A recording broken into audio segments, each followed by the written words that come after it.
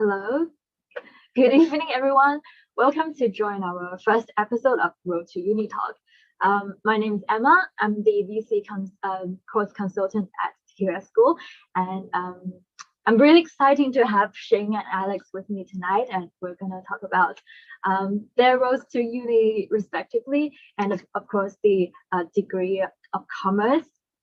And also we'll be taking your questions as well. So I really want to thank you for those who have already written down questions in the registration form already. So we have already read those questions in our agenda. So yeah, so let's do it. So hello, Shane, Alex. I know Shane from studying commerce in the University of Melbourne, and Alex is doing double degree of commerce and computer science. So can you tell us more about yourself? Like, which high school did you go to, and what VC subjects did you do? Shane, go first. Sure. So I went to Carey Baptist Grammar School. I graduated in 2020. In high school, I studied English, accounting, methods, French, and Chinese second language advanced. And some of my hobbies include playing soccer, cooking food, and listening to music. Good. How about you? Yeah, my name's Alex. I went to Melbourne High School. I graduated last year. In VC, I did English, methods, specialist physics, chemistry, and accounting. I did accounting in year 11, accounting curriculum in year 11. And during high school, I also kept a lot of hobbies. So I was involved in school activities as much as I can, and such as music, and also I like cooking, just like Shane, and listening to music as well. And so Shane, why did you choose Melbourne University and Alex Monash instead? Yep. So I'm studying at Melbourne University because it's one of the most recognized universities in Australia for a commerce degree. And I was also very attracted by the opportunity to do a concurrent diploma at Melbourne University, which allows me to keep up with my passion for studying the French language as well. With these two factors combined, I chose Melbourne University as my number one option. Right. How about you? Yeah, I chose Monash because of the opportunity of a double degree. So I did commerce and computer science, which means I can do 2 degrees at once. So this gives me a lot more skills and a lot more breadth in what I learn. So from high school to uni, what do you think are the main difference? Do you find a lot of difference from high school, or do you find? Yeah, there's definitely a huge difference. When I first went into uni, I think one of the main differences I noticed was that the lack of support and communication from the teachers. Yeah. In high school, there's a lot of support. Teachers are there to sort of guide you step by step throughout the entire learning process. But whereas for university, it's sort of one lecture and one meeting with the tutor per week, and you're sort of left yourself to sort of figure out what to do. And therefore, with that comes a lot of independence required to sort of stay up to date and keep up with the content. And yeah, that was the main difference I noticed. Alex, do you agree? Yeah, I agree with all those points. Something else that I noticed was I spent a lot less time at uni compared to school, and there's a lot more freedom with what we do with that time. But at the same time, we have a lot more responsibility for our own learning, and teachers won't guide you around. I also realized in a social aspect, you kind of get less opportunities to just be in class with your friends, but outside of class, you can have more time to spend with your friends. Yeah, so both of you mentioned how there's more time taken up by high school, for example, VC subjects. We got a question from Helen. She asks, what is the most sensible way of choosing VC subjects? Do you guys have any advice for her? Yeah, so I remember being in year 10 and 11 trying to pick VC subjects. And I think ultimately there are 2 main things that we should all consider when picking VC subjects. One of which is definitely the ability for some subjects to contribute more to HR. We all know that there are some subjects that scale up more, which is more beneficial for your ultimate HR result. But also another thing that we should equally consider with equal importance is your interest in that subject, because you will be studying the subject for the next 2 years. And it will be very content heavy and it will be very intense.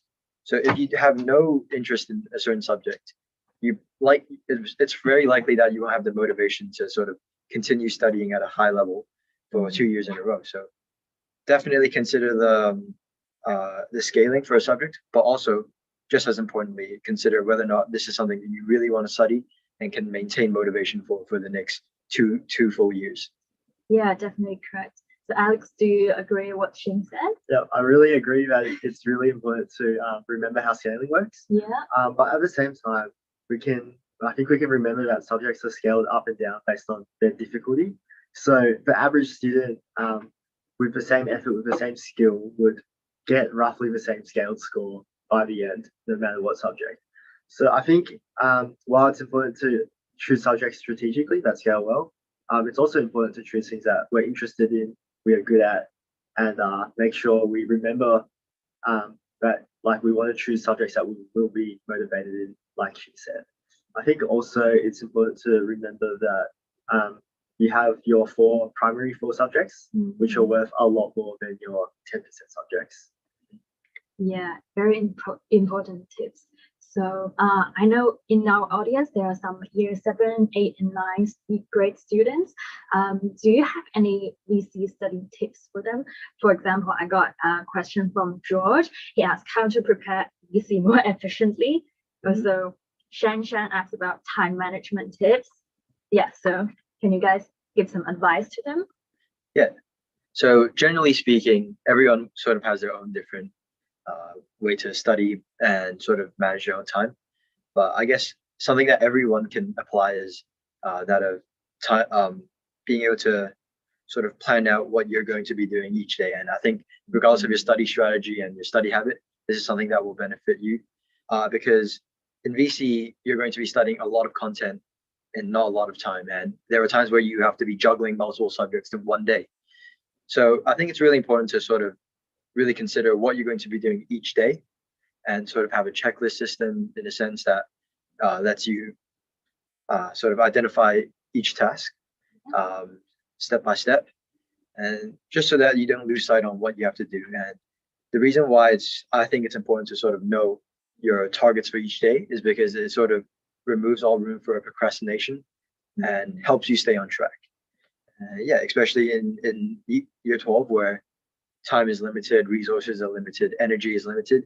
It's really important that we are maximizing our efficiency by sort of knowing exactly what needs to be done and being able to stick to it as well as we can. Yeah, I know both of you are the mentor in our QS coaching mentorship program. Alex, do you want to say something about your experience and what's your thoughts on it? Yeah, sure. I think something that's really important is to remember our goals in the long term. So if our goal is, say, to develop as many skills in our subjects as possible, then if we keep that in mind, it's a lot easier to kind of plan our days out more strategically, thinking about what's best for us in the long term towards that really motivating goal, rather than like what we want to do at the moment. So if like you're a student who really likes maths, doesn't really like English, you might be tempted to kind of just do maths exams, but it's really easy to kind of forget about doing English essays and stuff. So if we think about our long-term goal, doing well in all our subjects, then we can kind of remember do our English essays even if we don't like it. I think that also the topic of gaining motivation and keeping motivation is really complicated. And I'll just say again about the QS mentoring program, which Xing and I are both mentors in, and I highly recommend this program for all our students. Yeah, level 10 above. Level 10 above. It's free for level 10 above students. Yeah, because it will really help you with goal setting, motivation, and time management. Thanks. Yeah, so we do got a question from Danny. He asked about your studying routine and how do you effectively concentrate and maintain motivation. Shane, do you want to add on what Alex just said about maintain motivation? Do you have any tips for Danny? Yeah, so motivation, I guess, is people vary in different levels of motivation and also varies for the different subjects that we do. But something that I applied and I still apply is that of using rewards to keep myself going. I know sometimes it's really tempting to just keep on going and going and going, but I think it's really important that we give ourselves time to sort of regroup and reflect and sort of take a moment away from studying and working, just to think about how we progressed so far, because it's very tempting to fall into a trap to just keep on doing work and work and work without actually knowing what you're working for and why you're working for it. So definitely, I think, as Alex and I both have mentioned at the start, that we kept up with our hobbies in year 12. I think this is a great way to sort of stay motivated and stay energized to keep on pushing ourselves as much as we can during VCE and also during uni as well. So yeah, rewarding yourselves with things that you enjoy and a bit of free time is a good way to stay motivated. Yeah, very good answer. So you said in your VCE period, like year 11, 12, you're still participating in extracurriculums. And how about those audience in doing VCE themselves for balancing both extracurriculum and their studies? In terms of the applying for uni, the academic side, do you have any application tips for them? I think I can start with this. Yeah, so Alex.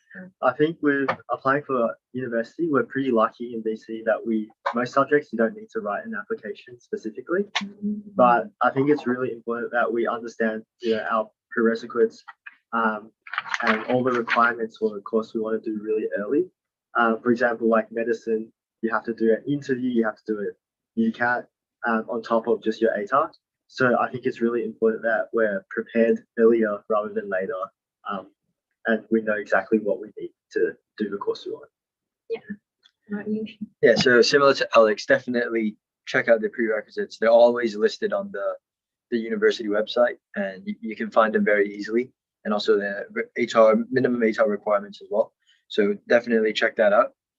And another thing that I think for maybe the younger students, maybe this is something they can consider, is to sort of expose yourself a little bit to some of the subjects that you might be interested in year 8 or 9. For example, I remember in year 8 and 9, I knew I wanted to do commerce, but I wasn't sure what it was like. So I did a few like business management subjects and accounting subjects just to sort of get a feel of what is this whole concept of commerce like. And for those that are sort of still figuring out whether or not commerce is something they would like to do, maybe sign up for a few business electives in high school just to get a taste and see whether or not it's something that you would like to pursue your higher education in. And that's what I would advise to sort of the younger students who are thinking a little bit further ahead. Cool. So before we're moving on to the topic of commerce part, we got a final question from Bill. So about setting up your goal. How do you guys set up your goal? Shane, can you go first? Yeah. So personally, I think everyone should have a long-term goal, as Alex has mentioned, like a longer-term goal in 3 to 5 years' time. Where would you like to see yourself? But sometimes it's easy to sort of lose sight of this goal, especially when it's so far away. So I think in order to sort of stay motivated and stay performing at a high level, we have to sort of set smaller mini goals to get us closer and closer each day. And this way, and also setting quantifiable goals where we can actually keep track of whether or not we're able to achieve these goals. And these are all tips that we often discuss with our mentees in the mentor program. And it's not something we just talk about. It's also something that Alex and I both practice in our day-to-day lives as well. So definitely setting smaller goals that all lead up to your ultimate longer-term goal is one way that I personally would set up my own goals. Yeah, Alex, you mentioned about setting up the long-term goals previously. Do you have anything to add on? Yeah, I think I just have a little bit to add. So I think, as Shing said, like splitting it into shorter goals which link to our long-term goal is really important. Yeah. And I think something that's really beneficial in motivation is kind of like reminding yourself, thinking it through, how does this small goal lead to this big goal? Or how does this small goal lead to like even like your mission in life? So it's like it's more about linking between the goals and seeing how they relate to our everyday actions. Yeah. So those questions we got from the audience are really big questions. It's different from person to person. Yeah. Maybe I can just add a little bit more and give like a concrete example so that everyone can understand what we mean. So say for most students, I guess on this call right now, your ultimate goal and perhaps longer term goal would be to get into the university that you want and ultimately achieve the HR result that you want to get into this specific university course. But there's still 2-3 years in between you and this goal. So how can you possibly set it up? And I'd say perhaps the first step you might have to take is what can I improve on this term? What can or maybe more specifically, how do I improve my maths this term? So this is a small step. Yeah. And then ultimately, your steps keep on building forward. And maybe instead of just math this term, you're going to be looking at how can I improve English and maths, and then add in a couple more goals that ultimately lead to sort of a better result for this year. And then your next goal would perhaps be how can I improve my results for next year? And it just keeps on building and building until the final year, year 12. And yeah. Alex, do you have an example for setting up goals? How to link your bigger goals to smaller goals? I guess let's say if you have a really big goal of getting like really healthy, for example, it's really hard to just say like I want to run a marathon today, right? But if you can split it into like a smaller goal, like maybe I'll just go for a run tomorrow, and I can see that going for a run tomorrow is a starting step towards that bigger goal. It's like you're a lot more motivated, and it's also a lot more realistic to do your smaller goal. Yeah, thank you for your answers. So the first half of our talk is here now comes to an end. Then we're moving on to the topic of commerce. So I know both of you are doing commerce, Xing as a whole degree, and then Alex as half of your double degree. So first of all, can Alex please explain a bit more about the double degree, because some of the audience are really interested in how does it work? Like why do you choose it? Yeah, so a double degree is 2 degrees at the same time. Usually a bachelor's degree goes for 3 years, a double degree goes for 4 years, but you still do the same number of total subjects, but we do lose out on the option for electives. But basically, you do 2 subjects of each degree at once, and then throughout uni that goes for 4 years.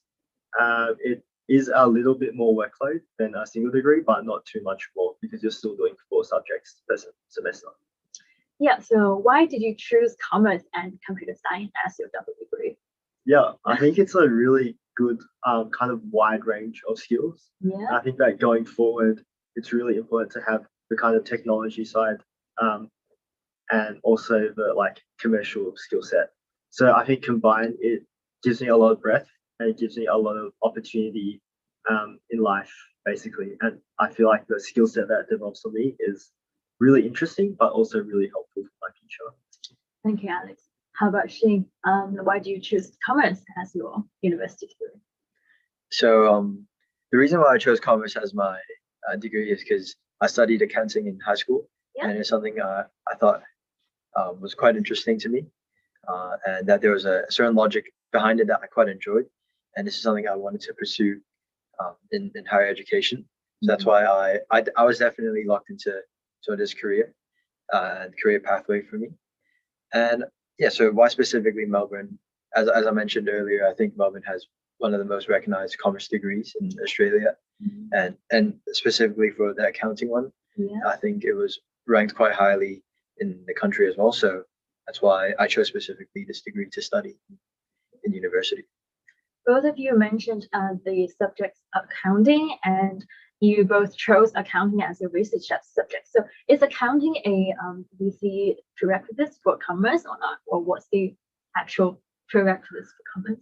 Yeah, sure. So for Melbourne, there were no prerequisites other than methods and English, both of which you had to get a minimum of 25 on. But other than that, there were no other business subject requirements. And in fact, all of these subjects are covered fully in the first year of university as well. So there's no prerequisite requirement. Okay, how about Monash University? Yeah, so it's pretty much the same, just a methods or specialist. And also, I feel like what's more important is the ATAR rather than the prerequisites. Okay. So I believe there's a 86.5 ATAR for just commerce, and a 92 point something ATAR for the double degree of commerce and computer science. And also with ATAR, they can change every year. So just watch out for that. Also with the computer science at Monash, if you do algorithms in BC, you can skip one of the first year subjects, but it's like a really easy subject that gets skipped. So but algorithm is definitely not required not for commerce, not for commerce, and not for computer science. Not required. Yeah. Okay. So you mentioned 86.5 is ATAR entry. So what's the difference between that and a guaranteed entry? Doesn't guaranteed entry score guarantee you that you can go to your study or your degree? Yeah, so guaranteed entry, in my opinion, is actually a really misleading term. Okay. Because in order to be eligible for guaranteed entry, you need like some kind of disadvantage. So whether that's like financial disadvantage or being from an underrepresented school. So if you look at like the tables on the entry requirements for each subject, they have quite a few ATARs. So it's important to kind of know how to read that table and understand it. Yeah. Anything to add on to about the guarantee entry? What do you think of the requirements for commerce? Yeah, so like Alex said earlier, that the ultimate the goal is definitely to get, because both of the commerce at Melbourne and Monash are very selective, so just trying to get as high of an ATAR as possible is the ultimate goal. But just definitely making sure there's at least one English subject in there and one method subject in there. Yeah. And you'll be fine. So the thing we get out of it is that you have to choose one of the maths, right? For commerce. Yeah. Other than further. Other than further. So it's either methods or special. You have to do one. Yeah. And also English, which is the primary one of the primary. So for Melbourne University and Monash, the commerce side, what's your electives or what's actual subjects you do? Yeah. Shane. So in the first year, like I mentioned earlier, they actually allow you to study everything. So in my first year, I studied a bit of finance, a bit of marketing, a bit of management, a bit of economics, both micro and macro, and also accounting. And from the second year from the second year onward, you're sort of expected to specialize into one or two areas to form your two majors. And I personally, after studying all these subjects in my first year, I chose accounting and marketing as my two majors.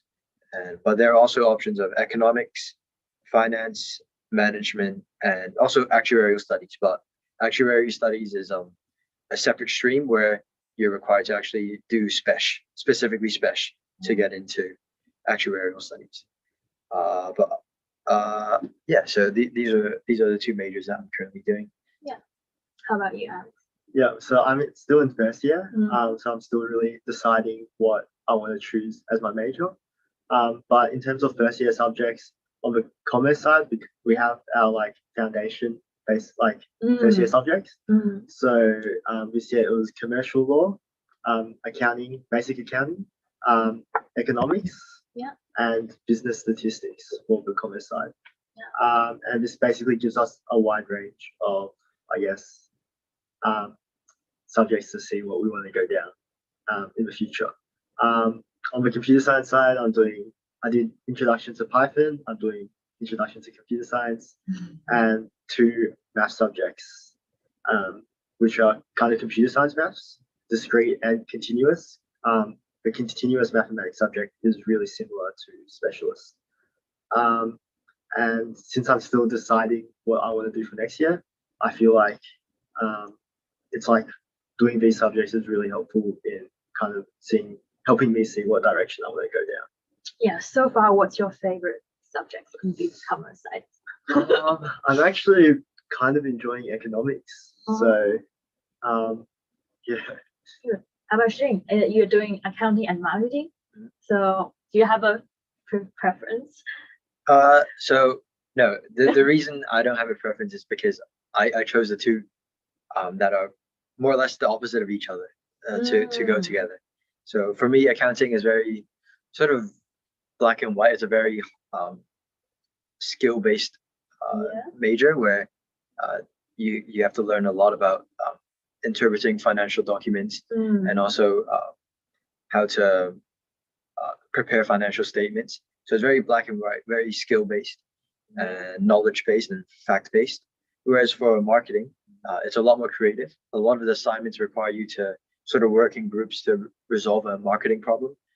For example, in one of my first assignments in my first year for marketing, we actually had to redesign a product and redesign the marketing strategy for this product. So it's a lot more soft skill based.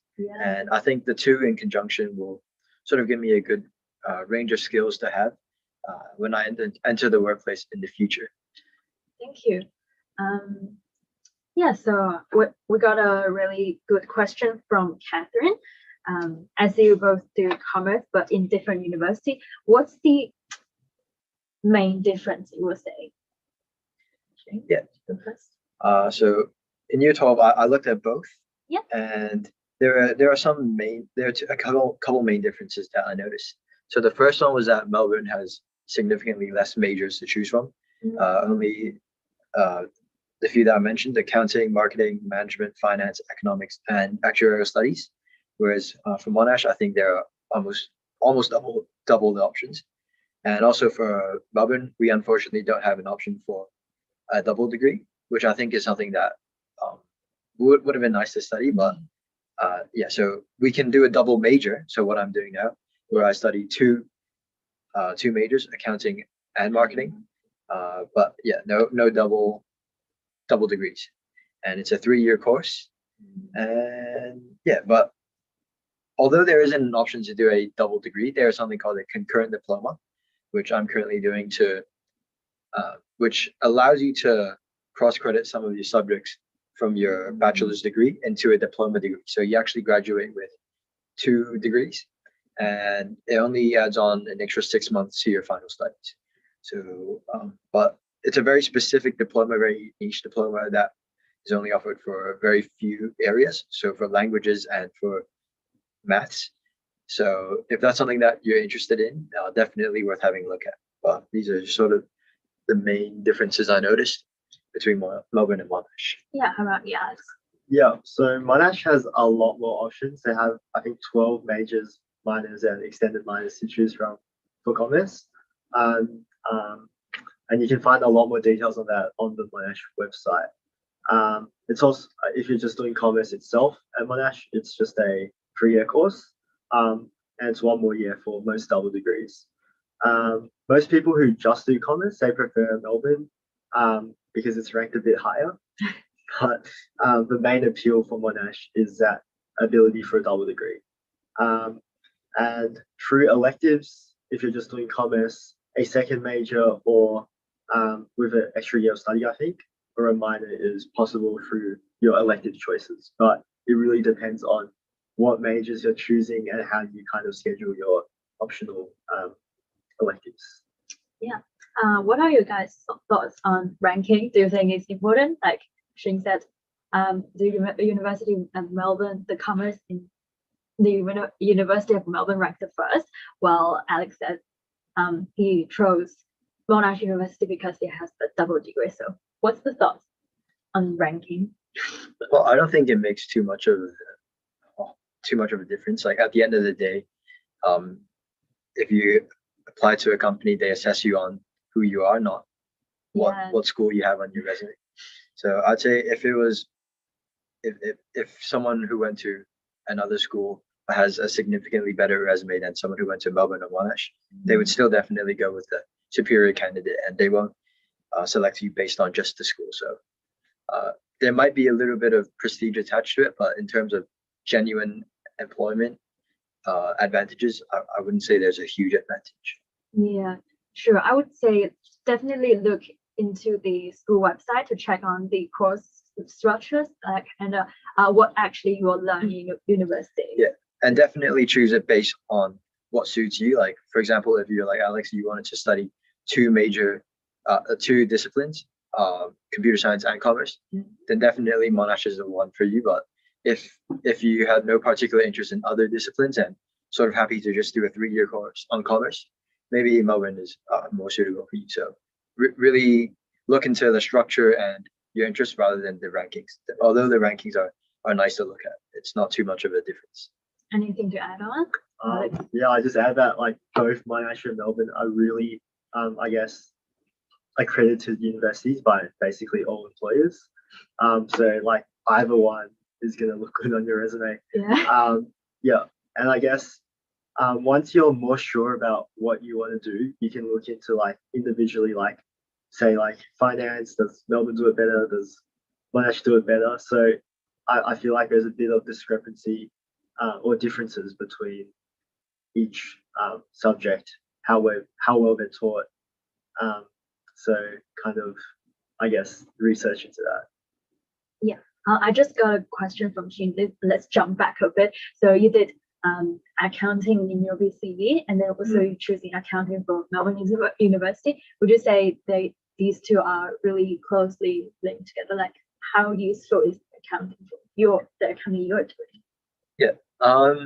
Yeah, I would say it's actually really useful because in VC accounting, a lot of the core concepts of accounting are covered, and whereas when you go into uni, all of these concepts are actually covered in the first 5 weeks of uni. So you can think about how a 2-year course is covered in 5 weeks. It's very intense, it's very fast, and there's a chance you might not be able to absorb these really core concepts well enough and quick enough. So I would say if you're interested in doing accounting at university, definitely having a look at whether or not you would be able to do it in VC is beneficial, because there are a lot of core concepts covered in VC that I'm still studying in my 2nd year now. So yeah. So because our next chunk of question is suggestion for VC students who want to study commerce in uni.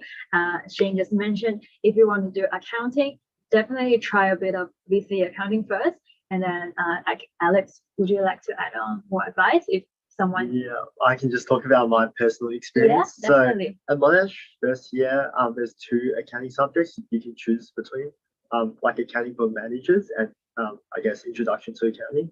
I chose introduction to accounting, which is the more difficult one. And what I found was like the course is like they move through the introduction to accounting course really quickly, and they kind of gloss over a lot of conceptual understanding. So having that VC accounting background really helped me like understand everything and kind of not get left behind as much as a lot of people who didn't do VC accounting work. Shane, do you have any general advice for the students who want to do commerce to add on? Yeah, so if you because commerce is a really broad subject, right? Like I remember like from a young age, I was like, because a lot of my family members are involved in commerce and business. So I always knew I wanted to do commerce, but I actually didn't really know what type of commerce I wanted to do. And I think this is a misconception that a lot of sort of younger students have, that like I want to do commerce, but there's actually a very broad spectrum of what commerce is. So management and say finance are 2 completely different things.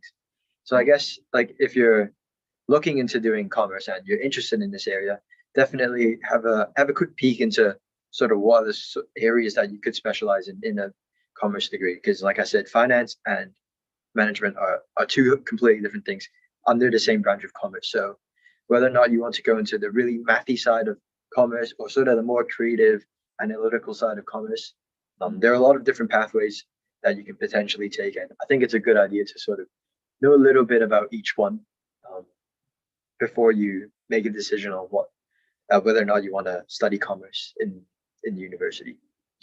Great. Do you guys have a career path in your mind already, or anything you want to share about your career thoughts? I can go first, because like I've already sort of chosen it because I'm in my second year. I would like to go down the path of like so accounting sort of is a very broad major as well. Yeah. There are a lot of opportunities ranging from audit and tax all the way to like CFOs and also advisory. So a lot of companies require accountants, and some of the pathways that I've considered are sort of like business consultancy.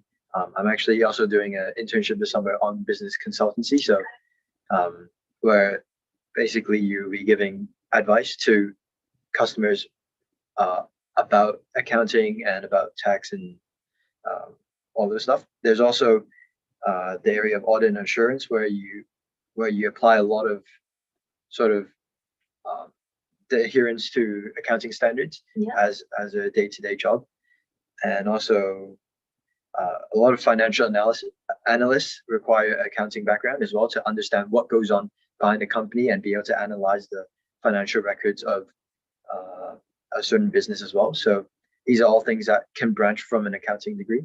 But I'm also keeping a pathway open with the marketing degree, where there's a more creative aspect to it, where you can potentially get into market research, where you research potential markets for businesses to expand into.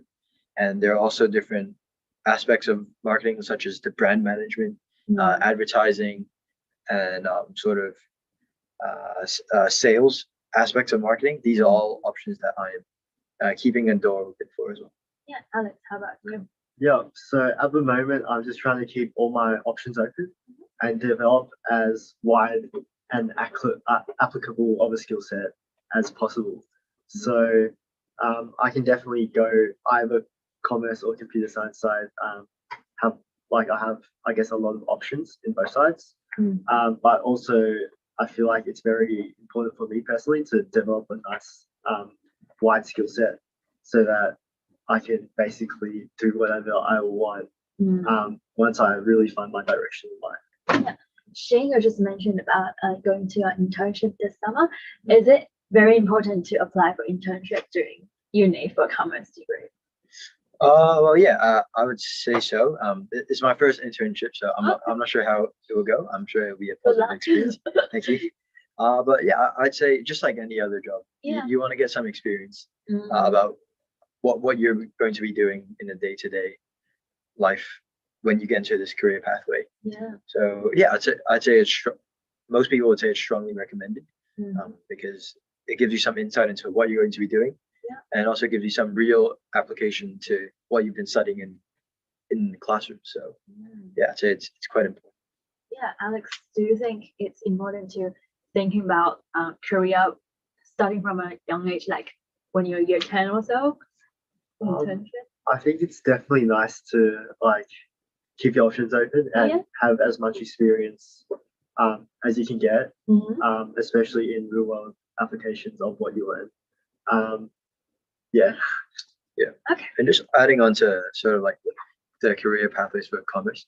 Commerce is like a really broad degree, and like even though the subjects are specific, like accounting, like I mentioned, there's a huge range of areas you could go into, and even for marketing, there's a huge range of areas to go into. So I guess one of the reasons why Alex and I would have chose commerce is that because in commerce we can develop a skill set that can be applied in many different areas in the workplace. So it's just you don't have to be too worried about locking into exactly one specific position in the entire job market, because these majors and this degree will sort of open you up to a lot of different opportunities and give you enough skills to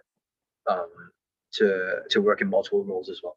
Yes, I see. Don't worry, there are so many career opportunities if you do commerce. Thank you. And we got a question from Emily. She asked specifically of data analysis. Do you guys have any idea about this subject or career you want to talk about? Shane, would you like to come first? Yeah, so I think at Melbourne Uni, they must have recognized the importance of data analysis, because it's actually a mandatory requirement for us to take a minimum of two statistics classes. So learning how to use statistic analysis softwares. It's integrating to our degree. Everyone, regardless of what type of major that you're doing, you will be doing at least 2 statistics subjects. So that gives us a good understanding of how to analyze numbers, because as they say in class, it's the future of business in the future. Right. Being able to understand these numbers and knowing what to do with these numbers. So yeah, there's quite a big element of data analysis in the Bachelor of Commerce at Melbourne, and depending on the subject that you go into, it may be explored in more depth in this specific major. So yeah, I know for accounting there's a bit more than marketing, because obviously with accounting there's a lot of numbers to be dealt with. So there is a deeper element of understanding data and how to handle it, as opposed to marketing. Alex, do you have anything to say? Yeah, I think data analysis is certainly a really important skill in commerce. And like currently I'm doing business and economic statistics, which is basically learning how to use a lot of like big data sets to help us in our decisions. And I think that data analysis is a really interesting kind of career path, because there's a lot of directions you can go through this path. Like you go through commerce, like business analytics, you maybe go through computer science or even mathematics. So it's a very it's a career path that has a lot of directions that you can go through. Thank you. I just have one more interesting question that I'm gonna ask them. After that, I'm gonna take in all the questions from the Q&A section. So please get your questions ready. And yeah, so the final question is, does the commerce course help one obtain financial freedom? What's your thoughts, Shane? Yep. So the question of the night, I guess. This is a big question to unpack, but I hope that with this degree, it will prepare me well for a career in the financial sector. As I mentioned earlier, it is a degree that's very flexible, with quite a lot of options on where to go into.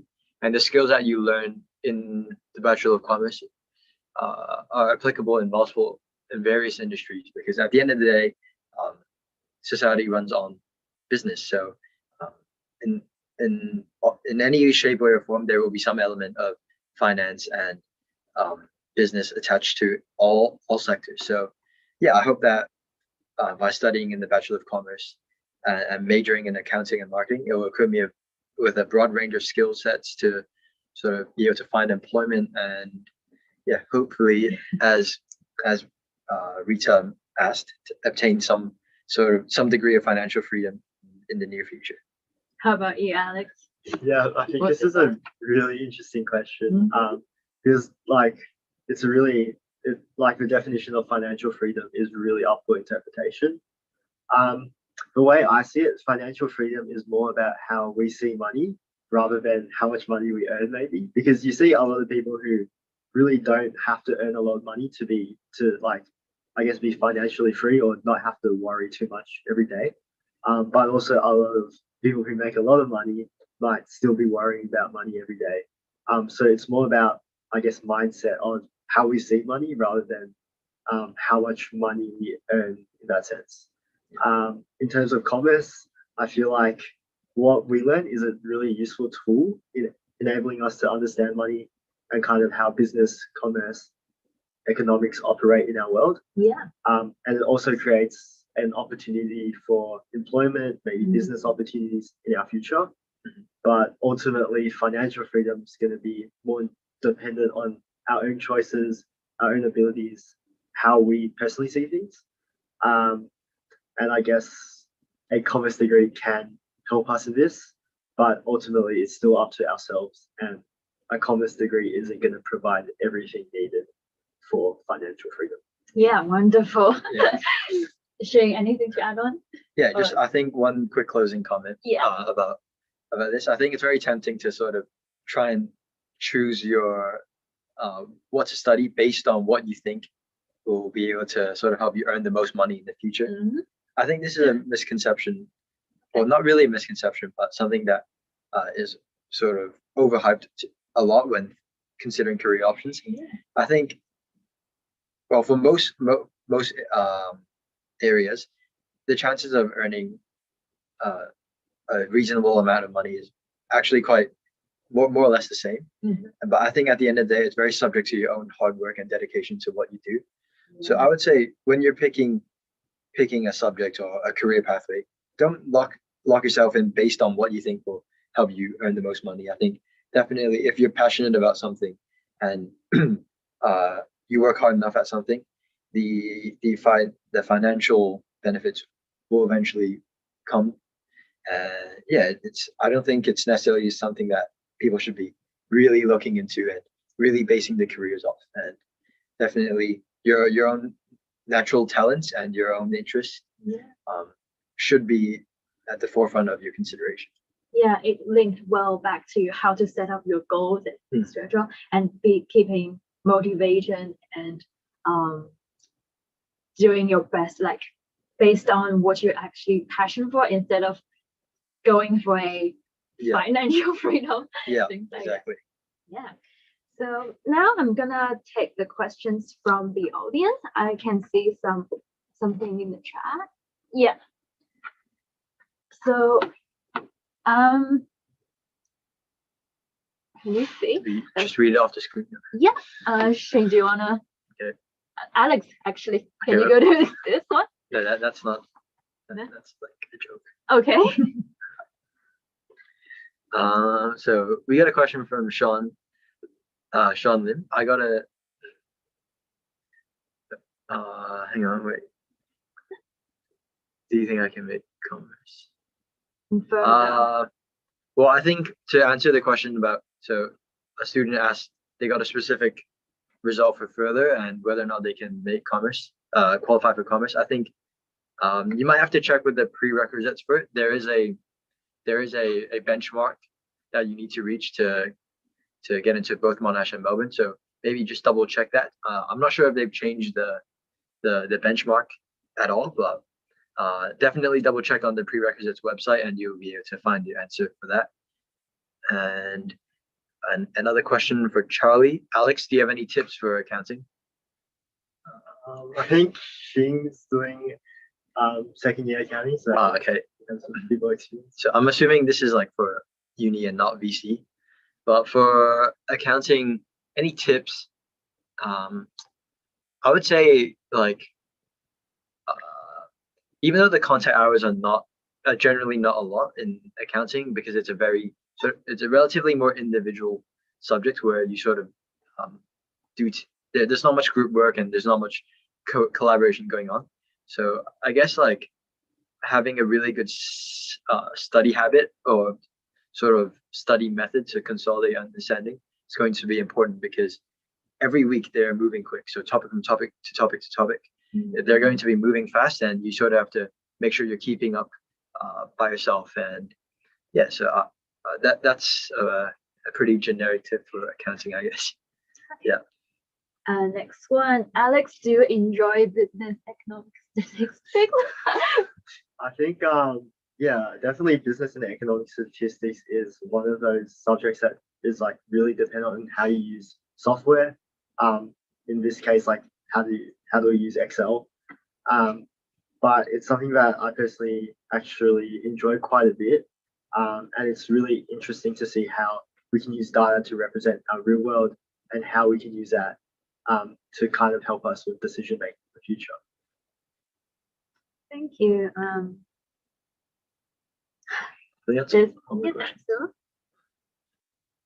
Yeah. Feel free to type down any other questions if you get if you want to ask any more of them. We still got 9 minutes time, and if not, I'm gonna go back to the question I didn't ask. So, which is, can you talk about your average day as a university student for these younger students? Yeah, so I guess it all varies depending on sort of what type of schedule you have. Personally, because I live quite far from the uni, I try to pack everything into one day. So I'm only on campus for 2 days, Tuesdays and Wednesdays. So those 2 days are pretty busy. I usually have like 4 hours of 3 to 4 hours of class each on those 2 days. So yeah, I guess it's pretty intense. A lot of learning going on in those 2 days. But in the like on the days that I'm not on uni, I usually just watch the lectures myself and sort of grind through the work a little bit. But yeah, I mean, when I am at uni, sometimes I catch up with some friends to study in the one of the many study spots available at the university. One thing I do have to say is that the study spaces in uni are really nice. Actually, really like comfy and really good to get you in the zone for studying. So I do enjoy hanging out there a little bit and getting some study done. But other than that, yeah, that's sort of an average day for me at uni. Yeah, Alex, what's the average day for you as a uni student? Yeah, I think like for uni, I guess average is very different because it's like a lot less structured compared to high school. So every day is going to be very different.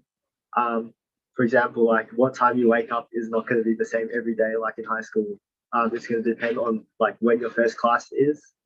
And then I guess going to class, it's basically you have to like know your schedules and the schedules of the people around you instead of like saying that having lunch with like the same people every day. It might like depend on other people's schedules, your schedules. I think I also have my classes scheduled to just 2 days of the week. So this like reduces the time spent traveling. But I guess the typical day at uni is just going to classes, having lunch, and also studying with friends. Also, something interesting about the study spaces is a lot of the times there's like bookable rooms in like libraries in a lot of the buildings, and they're really nice, and it's really nice to study with your friends while like you don't have outside noise distracting you.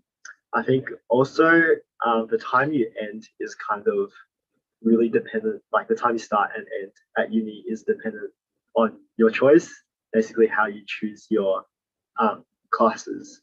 One thing I think that's important to mention when you're scheduling your classes is to make sure you have enough time for meals and rests, because a lot of classes go like during lunchtime. Thanks. Thank you. I got a question from Kathy. Hi Alex, would you recommend a double degree in commerce and computer science or double in commerce and software engineering? Do you have any idea of that? Yeah.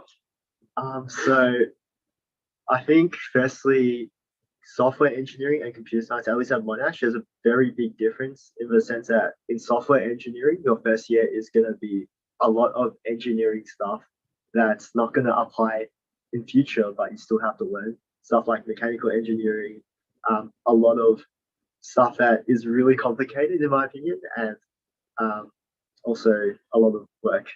Also, a lot of my friends doing computer science, doing commerce and engineering, they're finding it quite a bit high workload, especially compared to commerce and computer science. But I definitely think that specifically between I'll just talk about specifically between software engineering and computer science and differences. So computer science is a lot more conceptual. So you learn about stuff that's not necessarily things that you will use in the real world directly, while software engineering is more about like more applicable skills, as well as how you like structure, basically how you structure your work. So I guess personally, I would actually recommend computer science over software engineering, at least at Monash. And I think also you can do some research about IT and the difference between IT, computer science and software engineering. Thank you, Alex, and thank you, Kathy, for your question. And also I got a question from YouTube. Hi, I have a friend who keeps on failing accounting. Any tips for him? So another study tips for accounting. Do you guys have any more to say? Shane? Well, I'm assuming this is like for VC. Yeah. So, well, I guess with VC, the good thing about it was it's a lot of like the very core sort of beginner concepts for accounting.